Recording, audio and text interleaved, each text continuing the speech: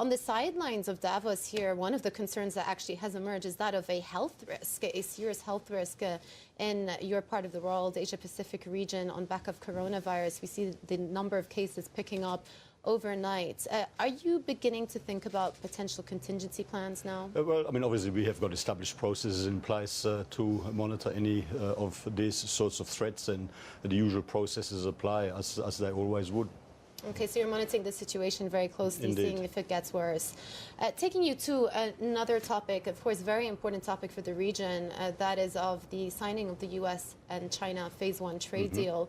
Are you happy to see that happen? Well, absolutely. I mean, as we were meeting in Davos last year, there was a lot of concern around the world, and indeed the level of trade tensions between the US and China has significantly weighed on global growth all throughout 2019. So we welcome that development. Obviously, there's still more work to be done, but from an Australian point of view, we certainly believe that it's in our interest, as it is in the interest of the US and China and all trading nations around the world, for there to be a sustainable arrangement, accommodation, understanding between the US and China into the future. And does it pose some upside risk potential to the Australian economy this year, the fact that that deal is signed?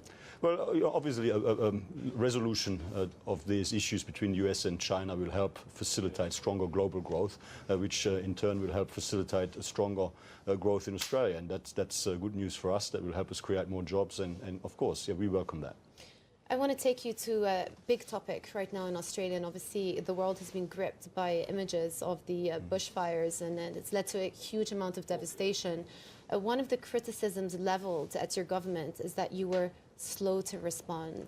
What do you say to that? Well, look, I mean, you know, Australia has established arrangements when it comes to bushfire and emergency responses, but I mean, this particular bushfire season is extreme and severe and unprecedented in its level of devastation, and the Prime Minister has led an unprecedented, historically unprecedented national bushfire response effort. I mean, there's no doubt that you know, when right now our focus is on the emergency response, getting on top of those fires. Some of those fires are still burning, so that's obviously our priority right now. But once we are on the other side of all of this, there will be inquiries and processes to assess how in the future a fire season of this intensity can be responded to in a better fashion. And indeed, on that point, I mean, there's a view out there that the government actually missed some of the crucial warning signs in anticipation of those bushfires. Can we expect to see a change in climate change policy out of your government? Well, I mean, so you're raising two different issues.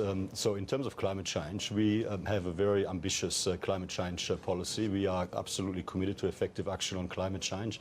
We are one of only a handful of countries around the world that will not just meet but beat its emissions reduction targets agreed to in Kyoto by 2020. We will beat our emissions reduction targets by 2020 by more than 400 million tons of CO2. And indeed, we are on track to meet and beat our emissions reduction targets agreed to in Paris. And when you consider, I mean, we are a large continent with a small population, so considering the emissions reduction targets that we've committed to on a per capita basis, we will be more than halving emissions, and indeed we will be reducing the emissions intensity in our economy by 2/3. That is more ambitious than the UK, than Canada, than New Zealand, than many other countries around the world. Well, you say that, but also Australia is also a very coal-intensive economy. Can we expect to see a phasing out or a reshaping of the narrative around the heavy reliance on fossil fuels in the coal industry? Well, I mean, we are also the country around the world that leads the world in terms of our investment in renewable energy. On a per capita basis, we invest more than twice as much into renewable energy than Germany, than France, you know, for example, just to name a few.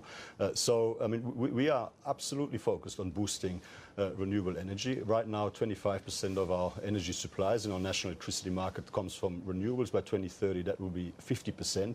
But coal, not just in Australia, but around the world, will continue to be an important source of baseload power.